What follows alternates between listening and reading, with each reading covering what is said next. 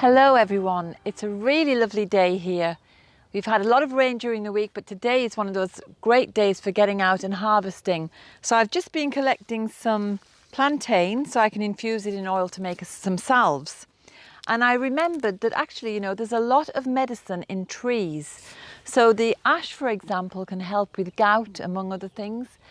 But it prompted me to come and look at the elder because the elder flowers are all appearing. These are a little bit too early actually, but there are a few blossoms, and I thought I'll tell you a little bit about elder because this is one of our best tree medicines. Elder is actually known as nature's apothecary because every part of the tree or the bush can be used. So the flowers, when they come, are excellent for upper respiratory and catarrhal issues because it's astringent, so it's going to dry up all the membranes that are thick with catarrh and phlegm.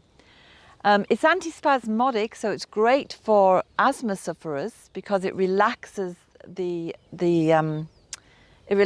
tension in the respiratory system. And later in autumn, when the berries come, the berries are really wonderful for deep chesty issues of winter.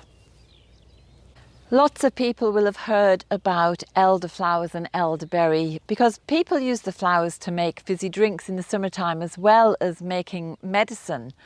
But not many people remember that the leaves are fantastic for bleeding and for soothing wounds, and the bark as well can be used to help with different issues. So it is an apothecary in itself because it can help with the chest, with wounds, with fevers. It's a diaphoretic, so it helps you to sweat out toxins. So it's really, really beneficial to consider having elder in your garden. It's very fast to grow. You can even just cut a twig and stick it in the ground and it will take off. And you can make lovely little pipes because the branches or the twigs are hollow.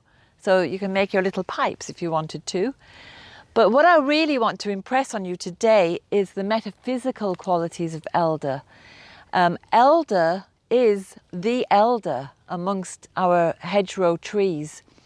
It is associated with wisdom from times gone by.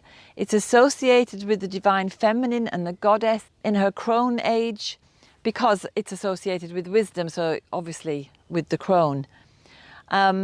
And I was working with elder at the very beginning of spring, and I was prompted to make a flower essence.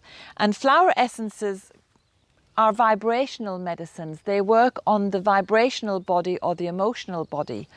And what came to me for elder was the issue of sovereignty.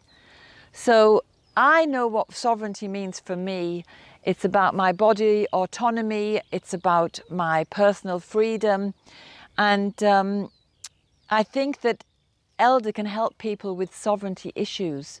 I also think it's a wonderful thing to use on the land, either as a medicine or within a ritual, to let the land herself know that you recognize her as a sovereign being.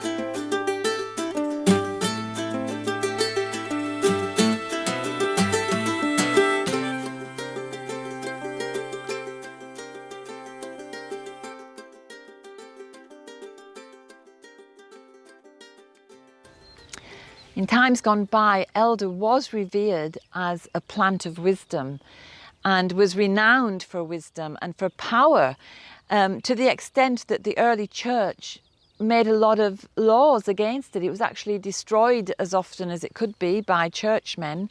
You know, they'd chop it down and they'd burn it. It would often be put into pyres when women were being burned as witches. They would stoke that fire with elder branches. There's lots of folklore around it. You know, it's supposed to, you wouldn't use it to make a baby's cradle, for example. There'd be lots of things that modern folklore, which is influenced by the church, would say, if you burn this in your house, the devil jumps down the chimney, all kinds of silly things like that. And it all comes from a fear of feminine wisdom. So make friends with the elder near you. And I know in Ireland, elders grow along many hedgerows, and you can pick elder flowers for several months during the summer. You can make fritters, you can make lemonade, you can make champagne, you can do all kinds of things like that. But remember to keep some for medicine, because it is really beneficial. It's very good for those winter ailments that I mentioned. And I'm just going to take a few leaves that I can infuse in oil, and then I'll combine the plantain oil and the elder oil and make a really powerful salve for wounds and injuries. Remember to give thanks to the plant when you're harvesting, to let the plant know that you are aware of its medicinal powers, and tell the plant who the medicine's going to be for. So thank you, elder. And I'll just sing a little song to it in my head. I don't want you lot listening. Thank you. And I'm very grateful for these wonderful leaves.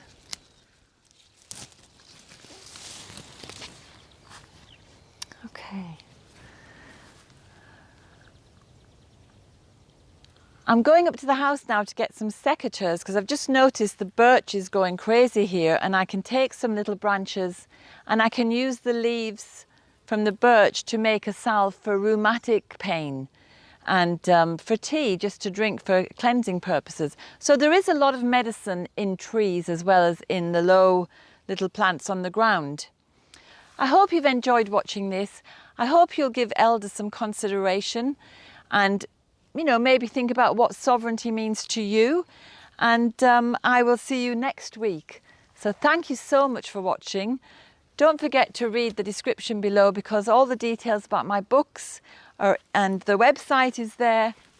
Whoops. And let me know if you have any elder growing near you. If you'd like to subscribe, you can also click the subscribe button. Thanks a million. Bye.